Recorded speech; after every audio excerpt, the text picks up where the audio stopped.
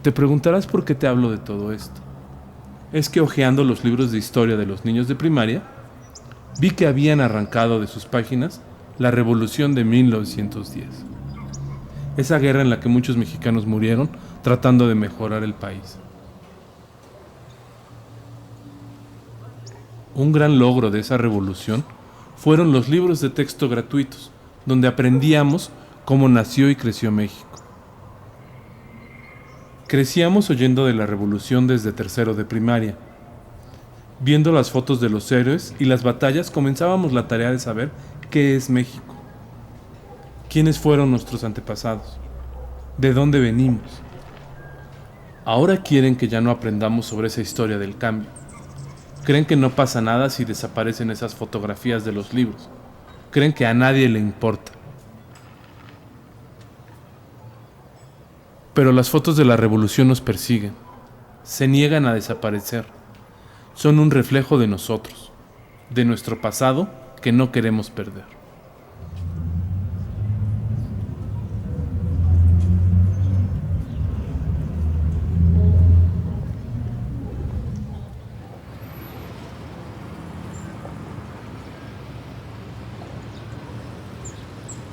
Fíjate en esta maestra oaxaqueña, que justo el 20 de noviembre, en la casa donde nació Porfirio Díaz, intenta con dificultad enseñar a sus alumnos de sexto de primaria lo que fue la Revolución Mexicana, porque no está en el programa oficial, ni en un libro de texto. Pero para ella es importante que sus alumnos conozcan sobre este movimiento armado.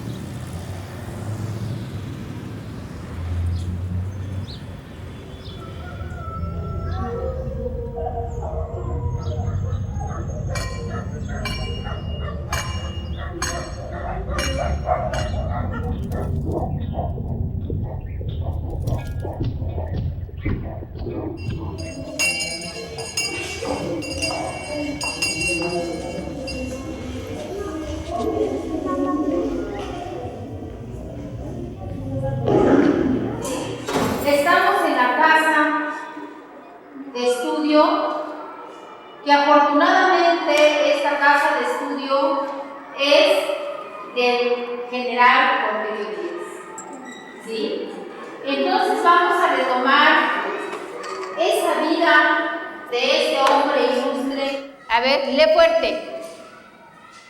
José de la Cruz Porfirio Díaz Mori, Oaxaca de Juárez, Oaxaca, 15 de septiembre de 1830.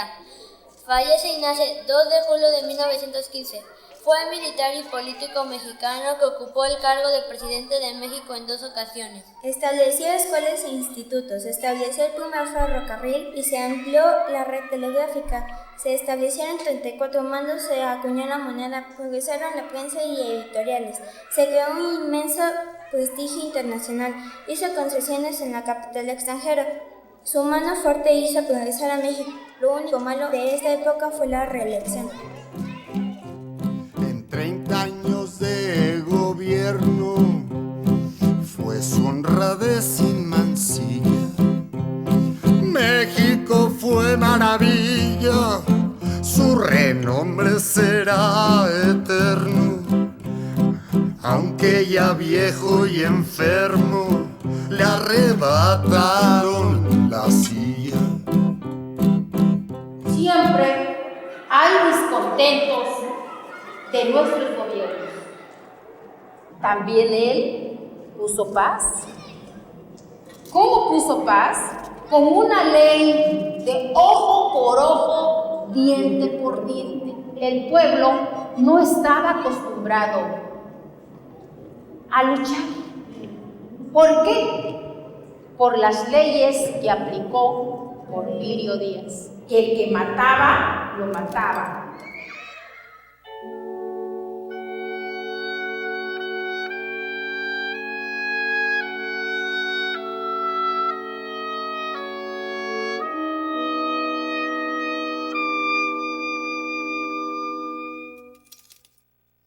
El que robaba era bien castigado. Entonces el pueblo se conservaba callado. Los que estuvieron de acuerdo al gobierno de Porfirio Díaz fueron los militares. Y el clero. El clero, exactamente. ¿Qué pasó en su gobierno? Echó a caminar mucho la industria, echó a andar mucho los campos. Nada más que desgraciadamente estaban en manos, como lo acabamos de decir, de los latifundios, de los ricos. Entonces, ¿qué pasó? Que nuestra gente, la mayoría de nuestra gente, vivía una vida precaria. Ahora, ¿qué quiero decir precaria? Una vida pobre, miserable, donde todos nuestros pueblos humildes eran peones, ¿sí?, de los grandes asentados, los extranjeros y unos cuantos mexicanos. ¿Y ustedes cómo se sienten al estar en el lugar donde Porfirio Díaz nació? Orgullosos.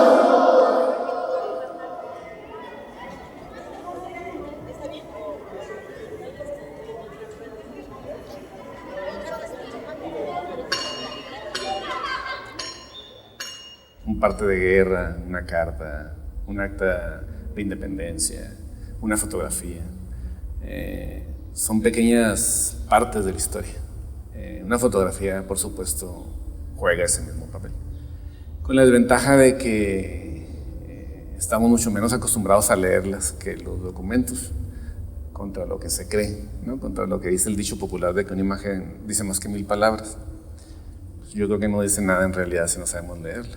Al ubicar la fotografía en el tiempo y saber quiénes están ahí, se convierte en ese documento que va a narrar una parte de la historia y probablemente te des cuenta que es un documento totalmente distinto a los que se conocen escritos. Por otro lado, lo fotografiado, lo que vemos en la fotografía, sería el tema. ¿Por qué algo está en una fotografía? Las otras cuestiones es, por ejemplo, la tecnología de la cámara, qué tipo de cámara usa, qué tipo de artefacto se utiliza. Y finalmente vemos quién admira esa fotografía, quién la ve.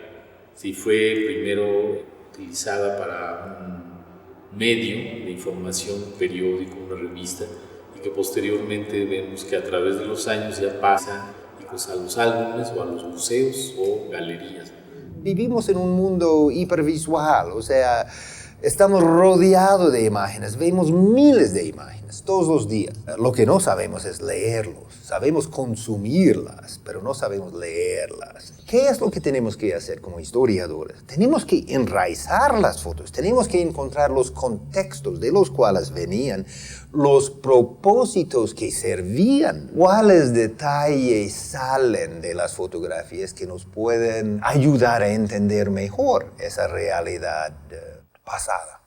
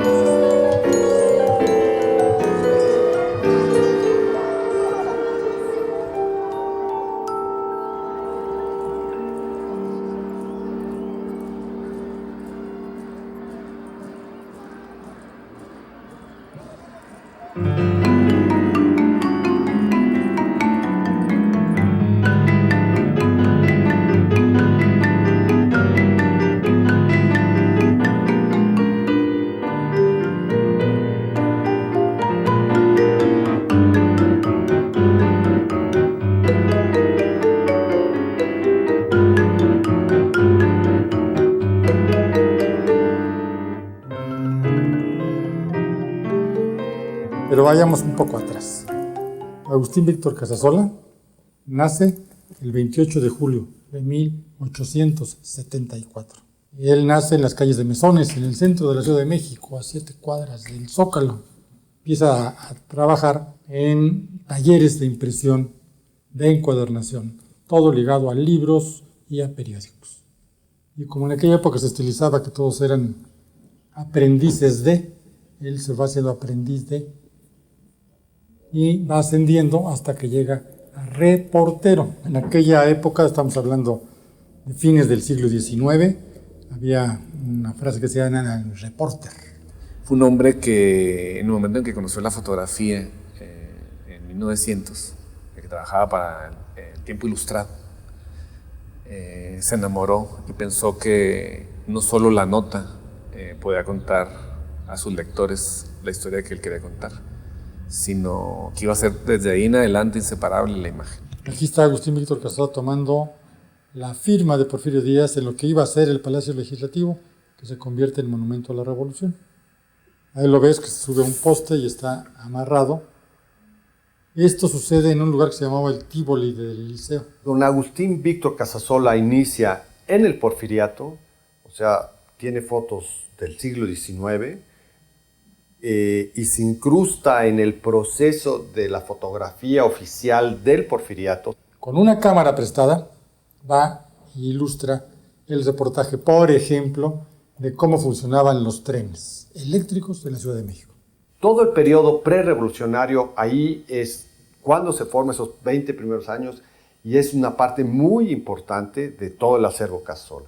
Luego viene el periodo de la revolución. En realidad había guerra, había pocos materiales, era difícil fotografiar, era crisis, y entonces en términos numéricos es bastante pequeño.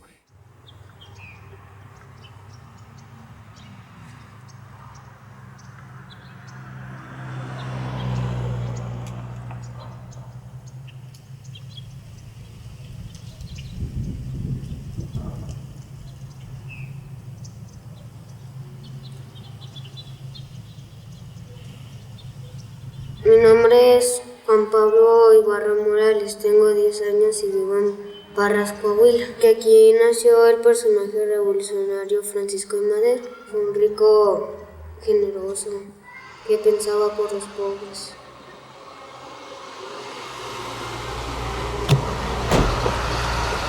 Vamos a sacar nuestro libro de historia. La clase de hoy vamos a conocer todo lo que hizo Francisco I. Madero. Desde que vivió aquí en Parras hasta que llegó a la presidencia de la República Mexicana. ¿Ya han pasado por la casa de Francisco I. Madero? Sabemos ahorita verás Casa de las Antiguas, que todavía hay muchas en Parras. ¿Alguien recuerda cómo se llamaba su mamá? Señora Mercedes. ¿Mercedes? González. González, muy bien. No quiero pensar. Quería ser político. Pero nada más quería ser político por ser político. ¿Para qué quería ser político? Por 3 razones. Por 3 razones. Una, devolverle las tierras a los campesinos. La segunda, que Porfirio Díaz no seguiría siendo presidente y seguiría México. Porfirio Díaz había sido presidente muchos años y él no quería que siguiera. Perfecto, tercera. Y la tercera, quería mejorar las condiciones de trabajo. Correcto. Son las 3 puntos principales. Forma un partido, como dijéramos el PRI, el PAN, no sé, cualquier otro tipo de partido. ¿Qué partido? El partido antireeleccionista. El partido antireeleccionista. Vamos a leer hasta donde dice ideas políticas. No el partido antireeleccionista que lo lanzó como candidato a la presidencia de la República. Después viajó por el país para dar a conocer sus ideas políticas. Al ver Porfirio Díaz que Madero estaba siendo escuchado por todo el pueblo de México, ¿qué hizo? Lo encarceló. Redacta rápidamente ahí algo. ¿Cómo se llamó eso que redactó? Elizabeth. El plan de San Luis. El plan de San Luis. Se le llamó el plan de San Luis porque lo hizo ¿dónde? En San Luis. La Revolución Mexicana.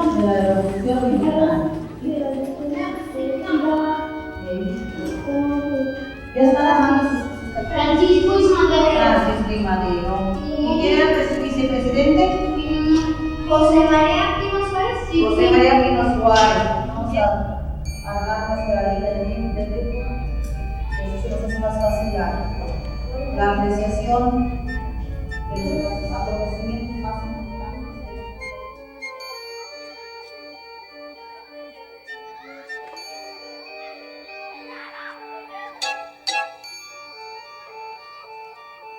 Daniela va a trabajar con la computadora, vamos a observar, vamos a analizar, a comentar. Antes, Eugenio, los maestros nos enseñaban con dedicación. Todos los respetábamos y queríamos. Su presencia en el salón era como de seres sabios que reunían a los niños en torno a la fogata para contarles historias. He designado el domingo 20 de noviembre para que de las 6 de la tarde en adelante, en todas las poblaciones de la República, se levanten en armas bajo el plan siguiente. Declaro nulas las elecciones. Prometo devolver a sus... Hoy, hijo mío, solo queda el resplandor de esa fogata. La pantalla domina la clase mientras los niños observan.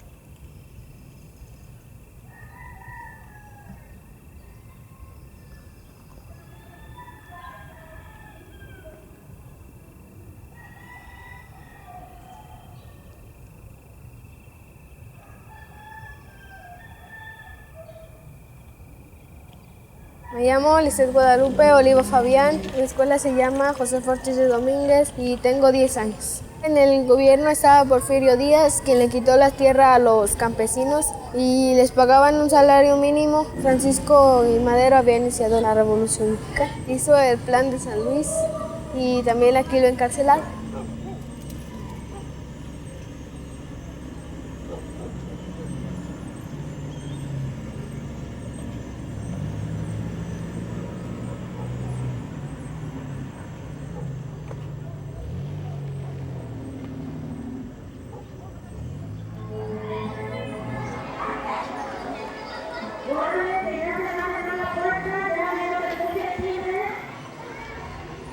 Buenos días, niños.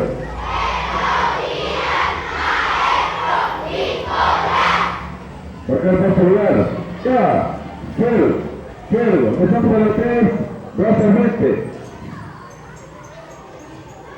1, 2, 3. 1, 2, 3, 4. Y lo encargaron aquí en San Luis Potosí, en donde era antes la penitenciaria, ahí por el santuario. ¿Sí? Inclusive parece que todavía existe la celda donde estuvo él ahí encarcelado. Ahora ya no es cárcel, ya es un tipo de museo. ¿Sí?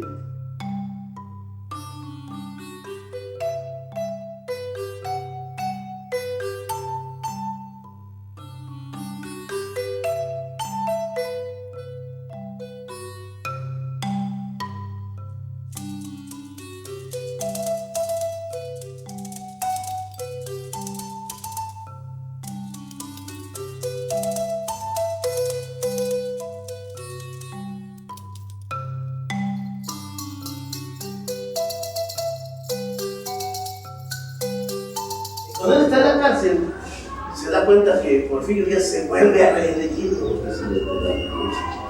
Entonces él paga una pequeña fianza y sale de la cárcel, pero no puede salir del país. En octubre se escapa, se va a Estados Unidos.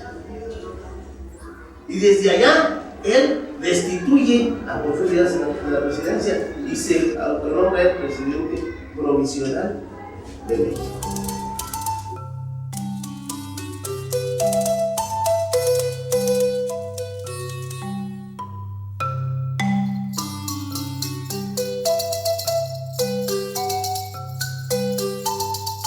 Primeros años de la Revolución, 1910, 1915, yo creo que abunda mucho la placa de vidrio.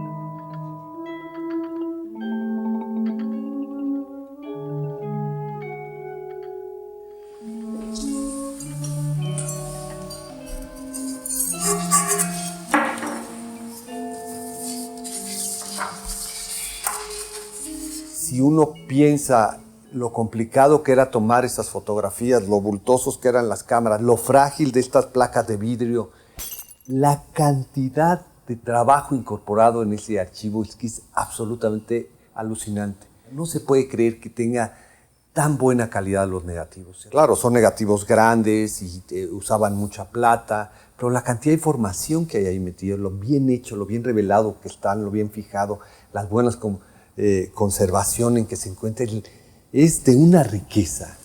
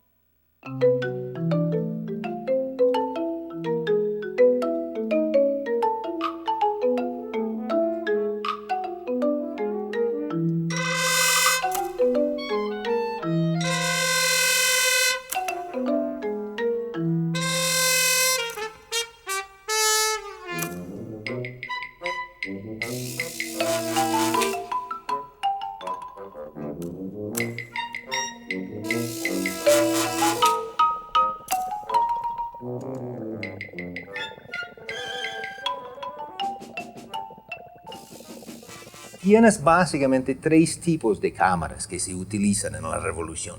Las View, las Reflex y las Brownie. Tienes la cámara View, que es la cámara que siempre tiene que ir sobre trípode. Y que ellos tenían que ver la imagen por la parte posterior, por eso utilizaban el paño, que les permitiera ver en el vidrio esmerilado la imagen que salía de cabeza. Y hay la reflex, las cámaras reflex que tú cargas así. Entonces, y básicamente, si pudiéramos diferenciar, diríamos que los fotoperiodistas modernos, ¿no? Como Casasola, por ejemplo, como Tinoco, como Jerónimo Hernández, utilizan la reflex, ¿no? Porque les da más movilidad, ¿no? Aunque sea una cámara pesada, ¿no? Que la View, donde tú tienes que poner el trípode y esperar a que viene a ti las noticias. Pero sí era un proceso difícil porque tenían que cargar sus placas de cristal y después su cámara, que pesaba pues, entre 7 y 8 kilos. En 1908-9, Agustín Víctor Casasola consigue su primera cámara reflex. Son unas Graflex, unos cajones, en donde él ya podía ver la imagen a través de una especie de capuchón que tenían estas cámaras Graflex, y a partir de ahí él como que fue perfeccionando esta técnica, seguramente por algunos consejos de los fotógrafos de estudio.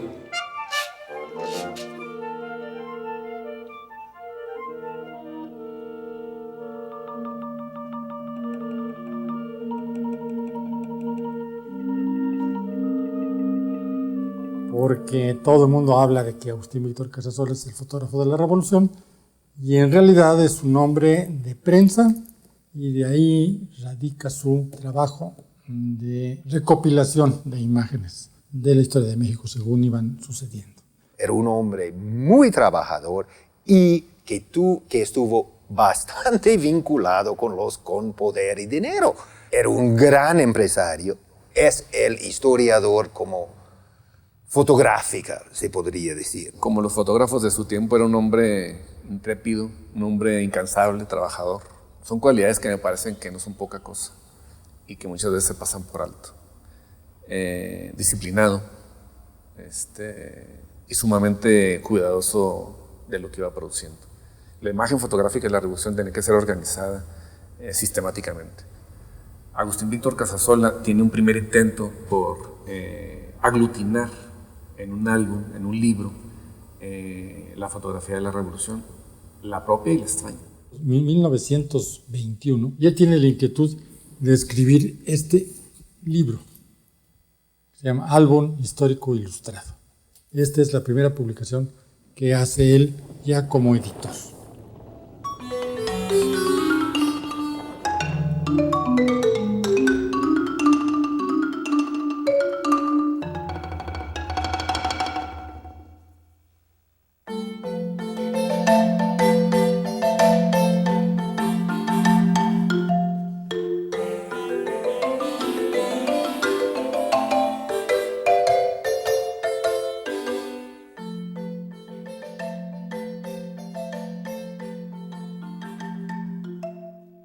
Una pequeña parte de este archivo, el 3.6%, para ser precisos, se refieren a la Revolución. El 3.6% del archivo fotográfico Casasola colonizó el imaginario de una nación. Pero eso fue un proceso que le llevó muchos años. Yo apostaría que fue un proceso del 42 hasta el 73. En el 73 se hace la edición de 10 tomos. Y esta edición de 10 tomos se empieza a vender en tiendas de autoservicio. Igual como salió la primera idea de Casasola, por tomos, de una manera muy barata. Que en muchas casas te encontraba la enciclopedia de los Casasola. Y así sí creo y entiendo que se ha convertido en un referente. Esa producción tuvo mucho éxito, puesto que la hicimos en 78. Y se vendieron 500,000 libros en 3 meses. A través de las tiendas de autoservicio. Te estoy diciendo esto porque era otro México.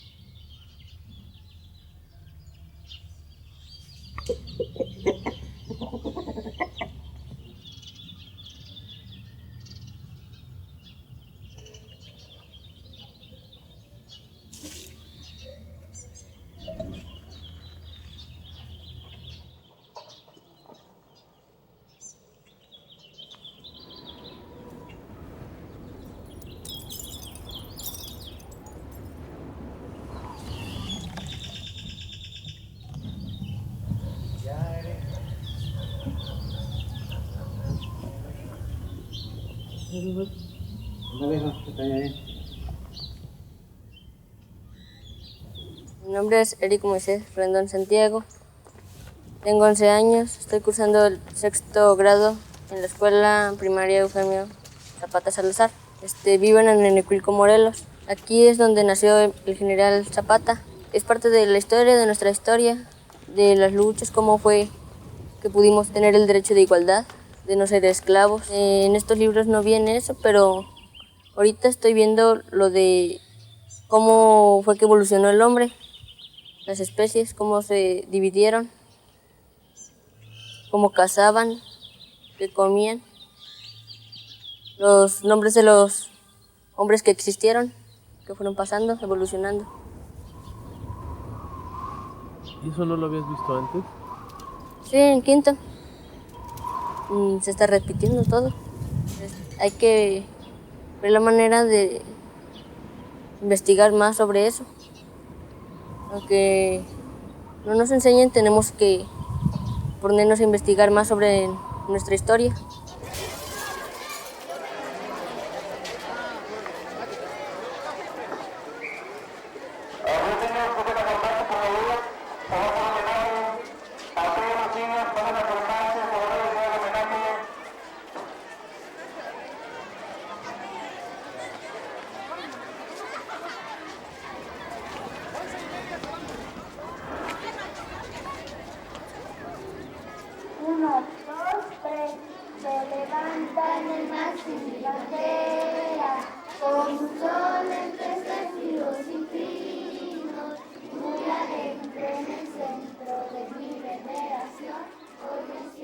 Nació el 8 de agosto de 1879, creció en una familia de pequeños agricultores y ganaderos. Sembraban cualquier cosa en sus terrenos, pero eran terrenos propios. Él inició su movimiento porque cuando era niño vio a su papá llorar, porque los hacendados les quitaban las tierras. Empieza a juntar la gente diciéndoles que tendrían que pelear contra el gobierno para poder recuperar su libertad. La gente también, que ya estaba muy cansada de tanta injusticia que se les daba, fácil accedían a pelear. Iba por un pueblo, pues, llevaba 1000, apenas pasaba mitad del otro pueblo, ya llevaba 2000 gentes. Ya pasaba a otros 3 pueblos, ya llevaba 10,000.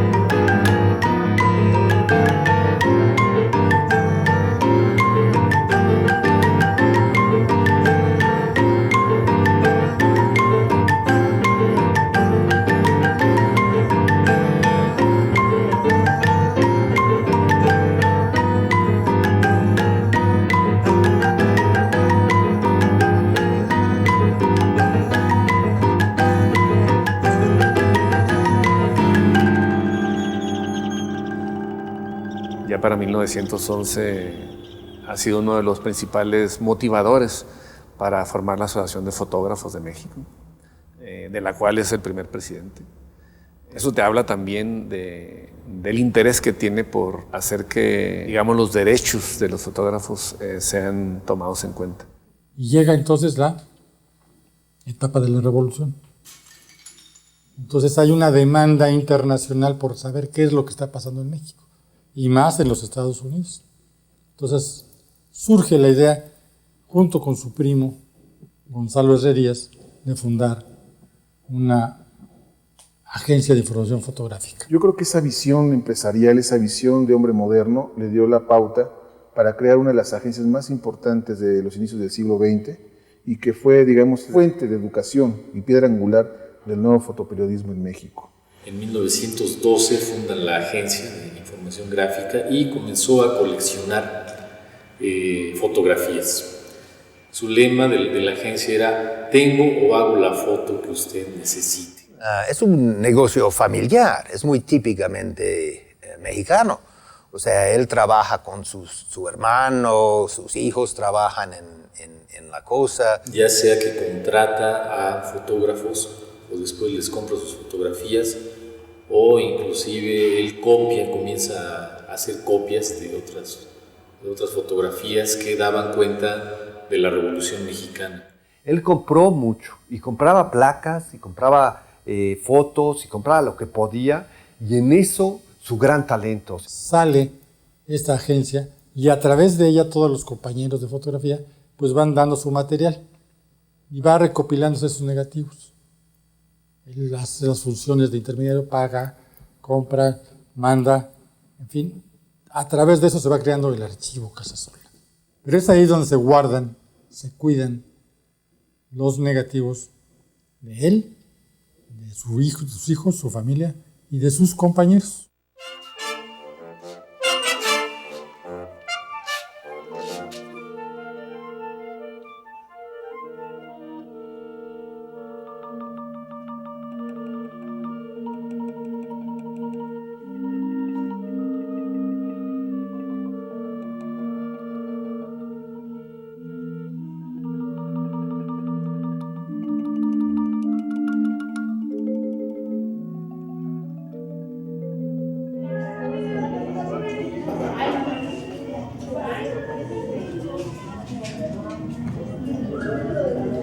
Vamos a ver algo sobre la Revolución Mexicana, niños. Pero pongan atención y cuidado, por favor les pedimos, para que puedan participar más ampliamente.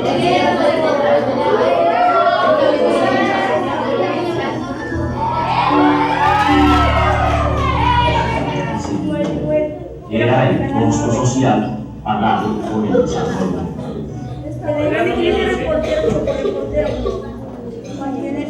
La organización de la economía y el progreso material alcanzado en Portugal fue el resultado de la intensa explotación de las riquezas naturales y de la mano de obra por parte de los capitalistas. ¿Qué fue la Revolución Mexicana? ¿Por qué sucedió? A ver. Fue por un motivo en el que Porfirio Díaz no respetaba las leyes en las que hacía la gente, porque, él no hacía lo contrario de las leyes. Entonces, como Francisco I. Madero era un millonario, entonces él no quiso que eso hubiera, él quiso que hubiera más empleo y que también todos votaran por quien quisieran. Y ellos pelearon hasta que fuera todo bien. Ustedes saben que la Revolución Mexicana fue un movimiento social, un movimiento donde toda la gente participó, donde estaba un movimiento social de disconformidad, porque el mal gobierno no hacía lo que debía hacer justamente para el beneficio del pueblo. ¿Sí? Entonces viene el enojo, sin un capricho bien fundado sobre la sociedad mexicana, ¿verdad? Y empiezan a levantarse en armas. Sí, es un levantamiento armado, la Revolución Mexicana, en contra de un mal gobierno que se llamó Porfirio Díaz, también se le llama Porfiriato, ¿verdad? Muy bien. Desterrado de su tierra, quebrantaba su salud, llorando en gratitud y añorando ver la tierra del que fue Dios de la guerra. Duerme en Frances ataúd.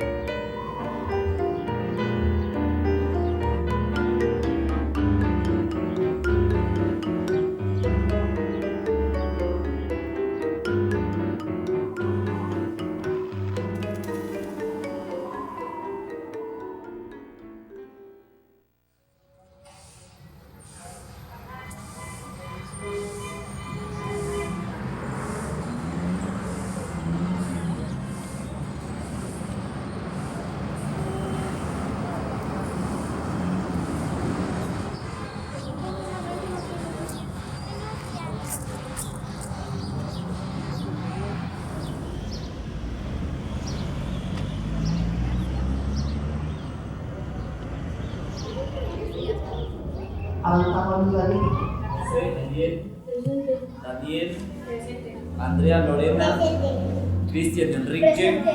Madero hizo frente a la situación valerosamente, pero su desgracia puso el mando de las tropas leales en manos de Huerta, que el año anterior había sometido a los orosquistas, pero que ahora estaba de acuerdo con los sublevados. Durante 10 días ocurrieron distintos enfrentamientos que causaron un estado de enorme confusión. Hubo numerosos combates en la Ciudad de México. Muchos civiles murieron y muchos edificios fueron dañados. Hasta ahí.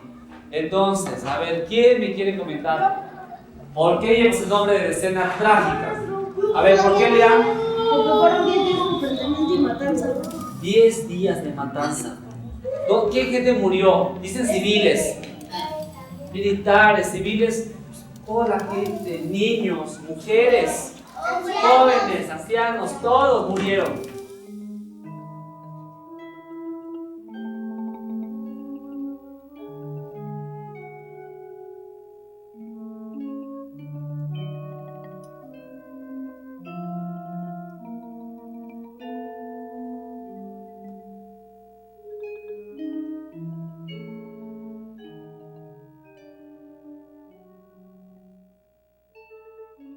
Madero había unido fuerzas con Victoriano Huerta, pero luego Victoriano Huerta él quería gobernar, así que mandó a fusilar a Madero y a Pino Suárez, porque si muere Madero se queda el vicepresidente Pino Suárez, pero si también muere no se queda nadie, entonces se queda Huerta con el poder. El 18 de febrero, unos soldados de Huerta entraron al Palacio Nacional y apresaron a Madero junto con el vicepresidente Pino Suárez. Los dos fueron obligados a renunciar a sus cargos.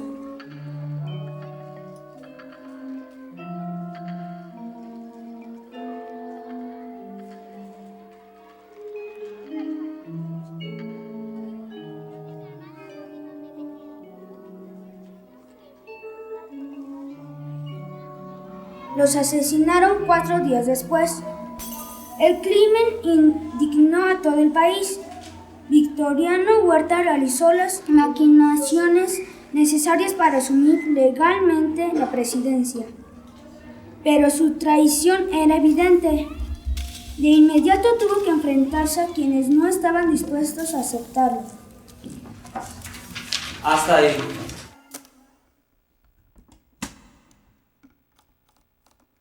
En este lugarcito, cerca de su escuela, aquí enfrente tenemos un parque. Un parque. Si ustedes son curiosos, ¿quiénes han pasado por ahí? A ver. Yo. ¿Quién pasó con ellos? A ver. Ahí los asesinaron. ¿Quién? Victoriano Huerta. ¿Por qué? Para que él ocupara el cargo. Eso. Él decía, ¿y estos por qué van a ser aquí gobernantes o presidentes? Y agarra y los apresan, los sacan y los asesinan. Antes de emprender una calma, no a la prisión de la epidemia. Exactamente. Aquí enfrente tenemos el famoso Archivo de la Nación.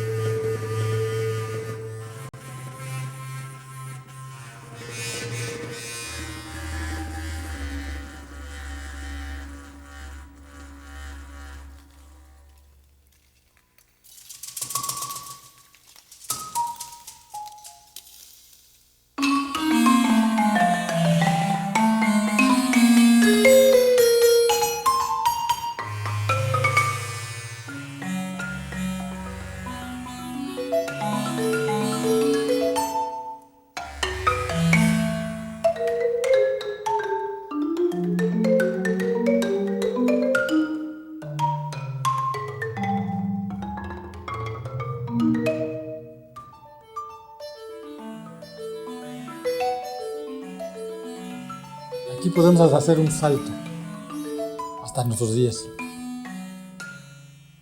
¿En qué momento llega a formarse una Fototeca Nacional en México? Pues es hasta 1976, en que en este país llamado México no había una Fototeca Nacional. Aquí está como mi padre, entrega en ese momento el 20 de noviembre de 1976, y es cuando se crea realmente una Fototeca Nacional. Eso viene de la raíz del Archivo Casasola. El Fondo Casasola llega por iniciativa de un grupo de intelectuales hidalguenses que tenían conocimiento de que esta colección estaba a punto de ser vendida al extranjero. Y el gobierno federal decide comprar a la familia Casasola esta colección. El presidente Echeverría, dado el interés que tiene la gente de Hidalgo por contar con esta colección, lo entrega en custodia al Instituto Nacional de Antropología e Historia y deciden restaurar este edificio, el exconvento de San Francisco, para ser el depositario de lo que se conoció en su momento como Archivo Casasola. En la presidencia de Echeverría se compra el archivo y pasa al INAH y se forma la Fototeca Nacional, que es una de las grandes obras que hemos hecho porque se institucionalizó, porque estaba salvado, lo tenían en muy buen estado los Casasola. En números redondos, digamos, se contabilizan 480,000 piezas fotográficas entre impresiones en plata gelatina, negativos de nitrato, negativos en placas de cristal y negativos en 35 milímetros, que son unos menos.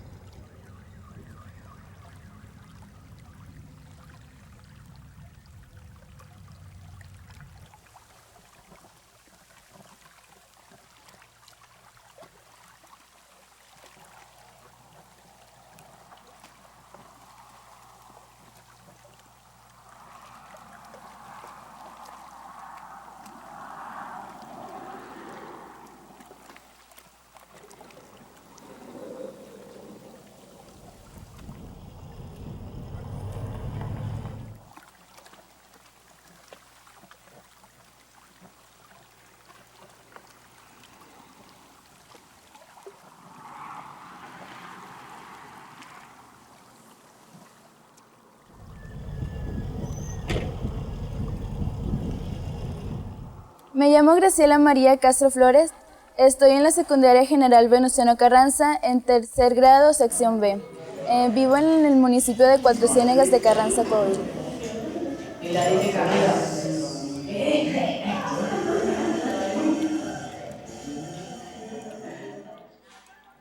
la Revolución Mexicana muy importante y patrocinio, porque aquí nació uno de los principales héroes de la revolución, que fue don Venustiano Carranza de la Garza.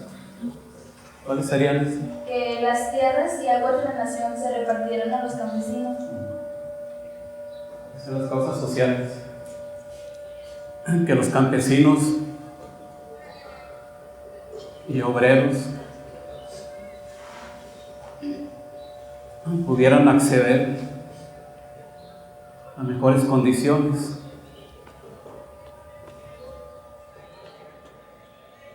Ya son algunas de las causas por las que se inició la Revolución Mexicana. Entre los personajes que destacan ya en la Revolución Mexicana está Francisco I. Madero. A otros, ¿saben otro? Venustiano Carranza. Sí, les sugiero que cuando puedan vayan al Museo Carranza, ahí hay varios datos y objetos que usó Carranza, ahí tienen los lentes que él utilizaba, el uniforme que utilizó también, y aparte pues, la casa, los documentos que hizo, ahí están en el Museo Carranza. Y nada más tengan en mente siempre que ustedes son de aquí de Cuatro Ciénegas y Cuatro Ciénegas es un municipio muy importante para la historia de México.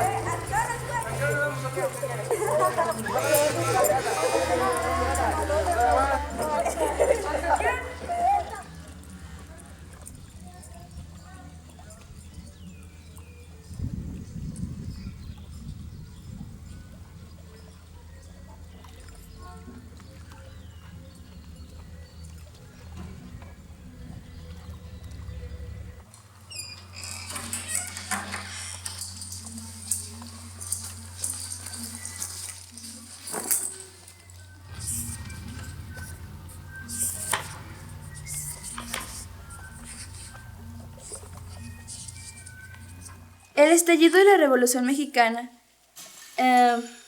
pues múltiples y diversas índole. En lo económico, México había crecido y participaba en el mercado mundial como el proveedor de materias primas, recibía capitales extranjeros y llevaba su modernización.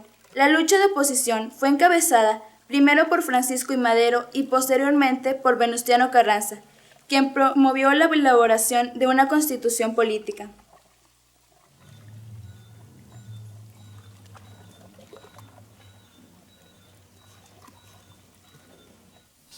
Mira, oh, está muy bonito. ¿Este es Carranza? Sí. Ah, su mamá y abajo es su papá. El San Venustiano. ¿Ah, sí? Bueno, su cabeza. Ok, su cabeza. Pero ese está completo, ¿no? Sí, en aquí ya está completo. En el de la escuela tienen libros de fotografía de un archivo que se llama Archivo Casasola. En Casasola han guardado fotografía del tiempo de la Revolución. ¿Qué dijo las palabras célebres de Francisco I. Madero? Hijo mío, Hay algo que puedes ver con tus propios ojos. Pese a tanto sufrimiento de nuestros abuelos, muchas promesas y esperanzas de la revolución no fueron cumplidas. México sigue siendo un país injusto y con un abismo entre ricos y pobres como antes de esa guerra. Desafortunadamente, no aprenden lo mismo los hijos de los campesinos y los obreros que los hijos de los empresarios. Ni siquiera la modernidad ni la tecnología eliminaron ese abismo. Y eso se ve bien en la calidad de la educación. Por eso hay que abrir bien los ojos, para que las imágenes del pasado no se repitan. ¿Te has puesto a pensar a qué va uno a la escuela? Me dirás que para saber sumar y multiplicar, cantar o hacer gimnasia. Y sí, tienes razón, pero principalmente uno va a aprender qué es México y cuál es nuestro lugar en el espacio, como persona y como ciudadano de este país, ya sea rico, pobre o de clase media. En suma, querido Eugenio, se aprende a ser mexicano.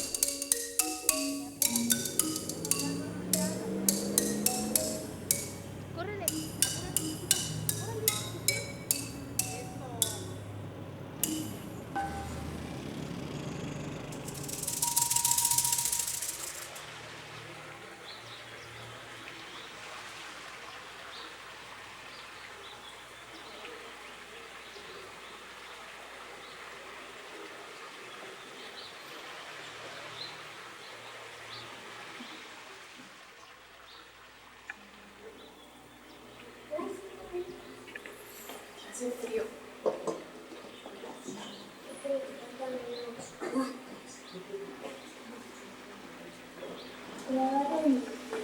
Me llamo Paola Solano Ugalde, tengo 10 años, estudio en el Fray Luis de León y vivo en la ciudad de Querétaro.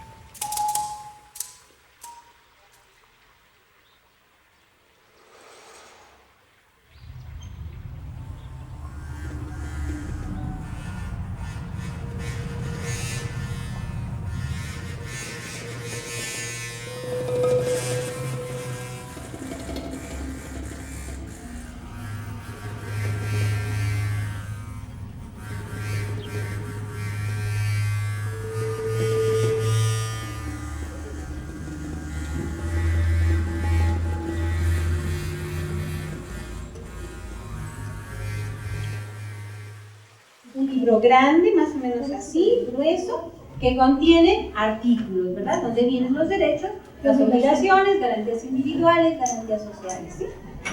Y es cuando llega el ejército constitucionalista con Carranza, ¿verdad? Viene la gente del Congreso para ir al Teatro de la República, ¿sí?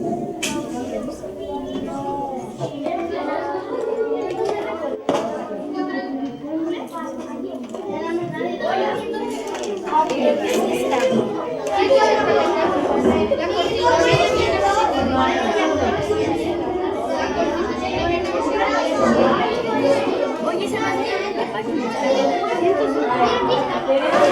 Si somos el equipo 4, de todas maneras aquí ya vienen los... Bueno, pues se nos toca de...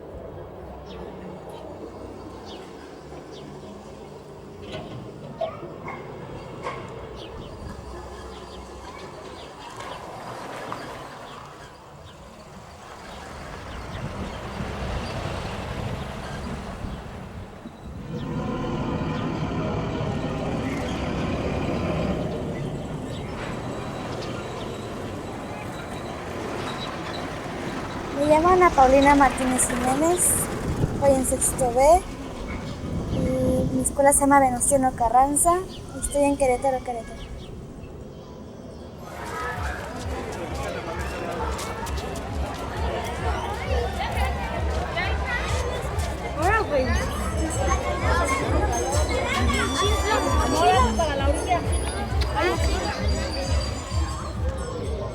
¡Alto! ¡Ya! No se ponían de acuerdo qué seguir. Ok, ya sacamos a Porfirio Díaz, Floriano Huerta ya murió. ¿Qué vamos a hacer? Venustiano Carranza se da cuenta de la situación y él, queremos terminar la revolución, sí, ¿cómo la vamos a terminar? Haciendo renovando una constitución. A ver, muchachos, van a hacer. Ahí pues se promulgó la nueva constitución en 1917 y hasta la fecha es la que está vigente. Y en el trabajo que van a hacer, ahí saquen su material. La van a pegar aquí empieza el primero de porfiriato, que era después de la Revolución Mexicana con lo de Francisco y Madero, pasamos por estos personajes para terminar con la Constitución de 1917. ¿De acuerdo? Maestro.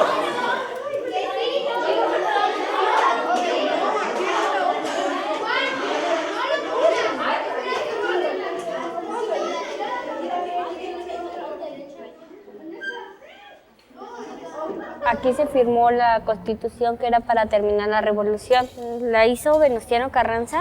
Venían leyes que decían que las tierras eran de quien las trabajaba. Sí, todavía existe, nada más se han modificado las leyes, pero no se ha cambiado. En ellas se decía que daban por terminado la Revolución Mexicana. El Teatro de la República fue donde se firmó la Constitución. Es un libro muy ancho porque vienen ahí todas las leyes, los derechos y obligaciones que tienen los ciudadanos. En los sitios que usted se encuentra, en la parte central de abajo, se reunieron todos los diputados de la República Mexicana a firmar lo que es nuestra actual Constitución, el 5 de febrero de 1917. Gracias a ellos. Lo que tenemos que acabar esta guerra, no podemos estar peleando. Estamos peleando porque regresen la tierra, de que el trabajo sea de 8 horas, hay que ponerlas en las leyes, ¿sí? Donde daba la fotografía y narraba poco de historia. ¿Sí? En el presente de esta fotografía, vemos a dos personajes, a ver, Betín, te vas a ver otra fotografía. Niños soldados. También los niños entraron en la revolución. Son unos obligados a nosotros por gusto. Y vamos a ver la fotografía rápidamente. Ahí tenemos a Venustiano Carranza. ¿Sí? Esta fotografía fue tomada en la cañada, ya saben que se ve para este lado. ¿Sí? Aquí, acuérdense que Venustiano Carranza promulgó la Constitución .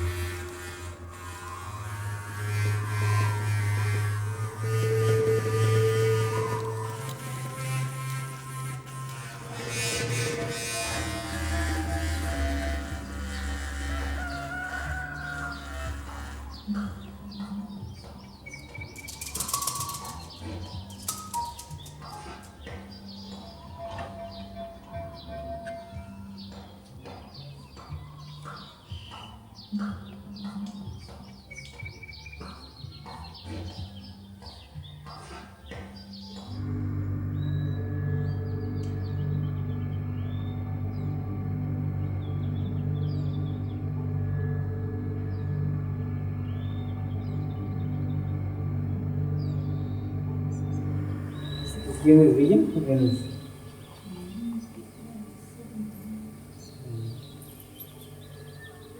Zapatos inconfundibles. Bigote y la mirada.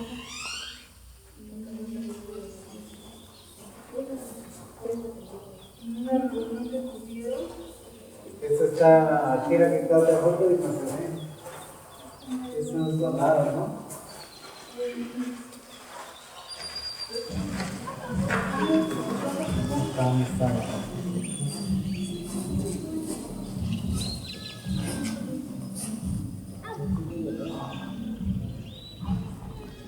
En este lugar cayó muerto el general Emiliano Zapata Salazar el 10 de abril de 1919, según información oral de testigos presenciales.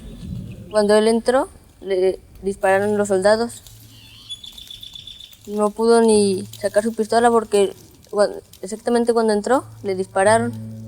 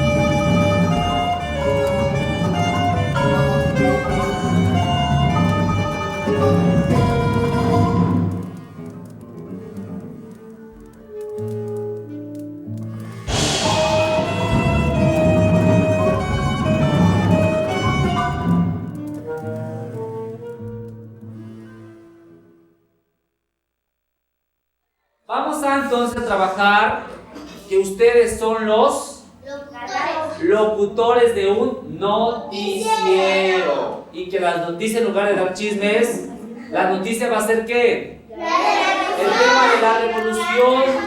Adelante, chicos. Muy buenos días. Están en su noticiero favorito, Infórmate Más. El día de hoy le tenemos mucha información. Ahora vamos con mi compañero Elian, que les dará más datos de este acontecimiento. Gracias, Carla. Muy buenos días. Les quiero informar que Francisco I. Madero está formando un partido antireeleccionista porque cree que Porfirio Díaz no debería volver a reelegirse. Volvemos contigo, Carla. Muchas gracias. Fue muy interesante lo que me dijiste. Ahora aquí nos vemos una imagen. En 1906, en la época del porfiriato, fue una de las épocas que está marcada por la historia donde está el auge económico del país. El porfiriato fue un modelo que tenía un superávit en Hacienda, tenía un superávit en todo.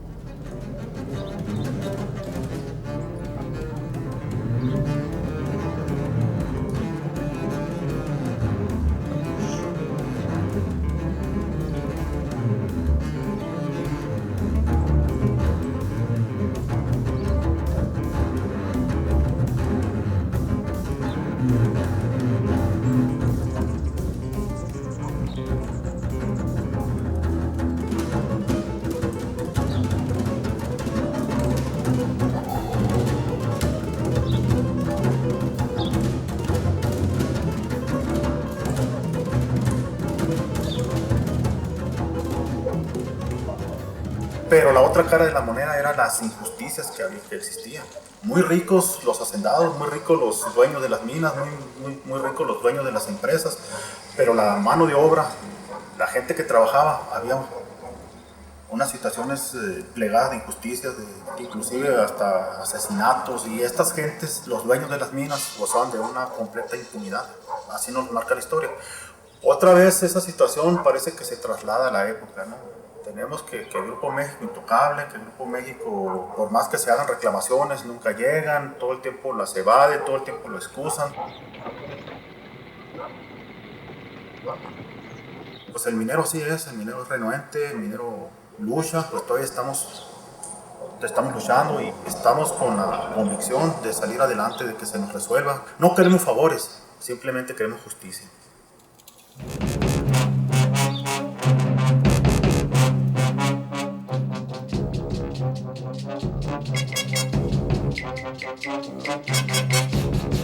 Thank you.